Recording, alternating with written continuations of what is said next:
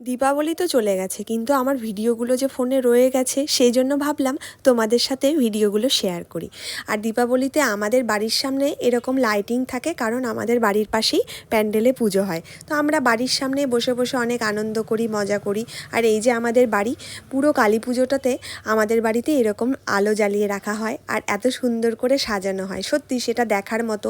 পুজোতে আমি ভিডিওগুলো এডিটও করতে পারিনি, ভিডিওগুলো দিতেই পারিনি, তাই ভাবলাম তোমাদের সাথে একটু শেয়ার করি বাড়িতে পুজোর দিন কিভাবে আলো জ্বালিয়েছিলাম। খুব ভালো লাগে আমার প্রদীপের আলো, আর সত্যি সত্যি প্রদীপের আলো বাড়িতে জ্বালানোটা একটা অন্যরকম আলাদাই অনুভূতি। মোমবাতি তো জ্বালানো ওটা একটা আলাদা জিনিস, কিন্তু প্রদীপের আলোটা সত্যি এটা একটা আলাদাই। কালী পুজোর আগের দিন আমার শ্বশুরবাড়িতে 14 প্রদীপ জ্বালানো হয়, এমনকি পরের দিনও জ্বালানো হয়। পুজোর দিন হুকাহুকি জ্বালানো হয়। আর সবাই তো জানোই কালী পুজোর দিন লুচি এই সমস্ত কিছু খাওয়া হয়, খুব ভালো লাগে। আর